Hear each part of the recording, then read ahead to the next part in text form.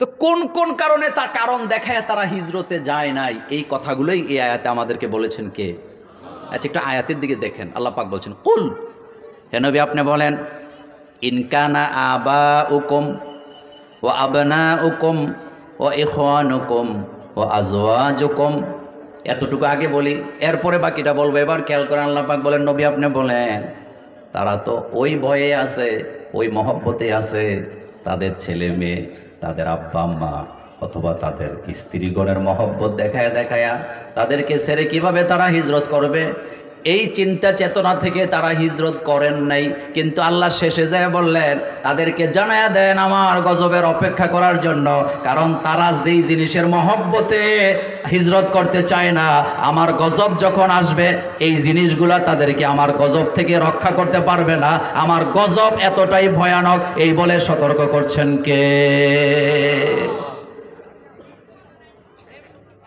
আচ্ছা বলেন তো, আমরা যারা ঈমান আনলাম, রাসূলুল্লাহকে ভালোবাসার দরকার আমাদের জীবনের চাইতে কম না বেশি? কত বেশি? এবার একটা প্রশ্নের জবাব দেন। রাসূলুল্লাহ সাল্লাল্লাহু আলাইহি ওয়াসাল্লামকে সবচেয়ে বেশি ভালোবাসেন কে? কোনো সন্দেহ আছে? কোনো সন্দেহ নেই। রাসূল সাল্লাল্লাহু আলাইহি ওয়াসাল্লাম ঘুমাচ্ছেন, একটা চাদর মুখের উপরে দিয়া, চাদর মুখে দিয়া ঘুমাইলে ঘুম তাড়াতাড়ি আসে, ভালো হয়। রাসূল ঘুমাচ্ছেন। আমাদের বাচ্চাগুলো যখন ঘুমায় আমরা কিন্তু বাচ্চাদেরকে জাগাই না, কারণ এটা আমার ভালোবাসার বাচ্চা, কলিজার টুকরা, সে ঘুমাক।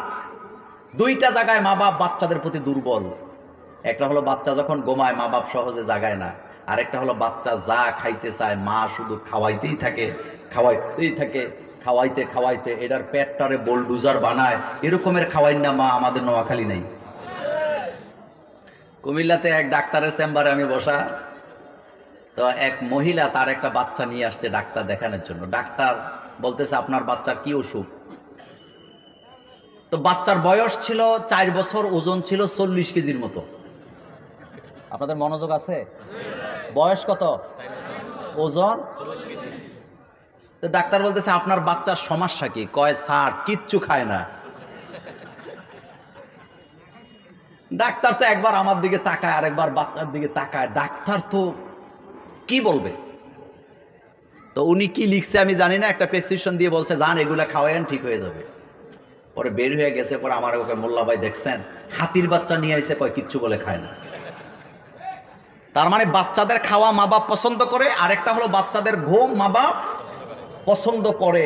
তা আপনি বলেন তো, আমরা আমাদের বাচ্চাদেরকে যতটুকু ভালোবাসি, রাসূলুল্লাহ সাল্লাল্লাহু আলাইহি ওয়াসাল্লাম বিশ্ব নবীকে অতটুকুই ভালোবাসে না, তার চেয়ে কোটি গুণ বেশি ভালোবাসে। কলেজার যুবকেরা, নোয়াখালীর ভাইয়েরা বোনেরা, কান পেতে শুনে যাও। বিশ্ব নবীকে আল্লাহ এত ভালোবাসেন, নবীকে খুশি করার জন্য আল্লাহ সব দিয়ে দেয়। সেই নবী চাদর মুড়ি দিয়ে ঘুমাচ্ছেন, আল্লাহ রব্বুল আলামিন নবীকে ঘুমাতে দেয় না, নবীকে ডাক দিছে, ইয়া আইয়ুহাল মুদ্দাসসির,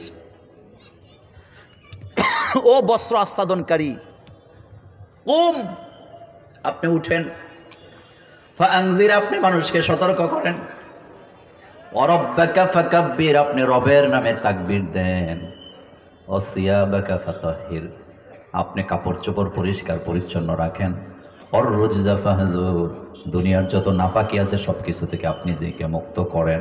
এখন আপনার কাছে আমার প্রশ্ন, রাসূল ঘুমাচ্ছেন, রাসূলকে জাগ্রত করতেছেন কে? জাগ্রত তো এমনি এমনি করে না, বলতেছে ফাআনজির, আপনি মানুষকে দাওয়াত দেন।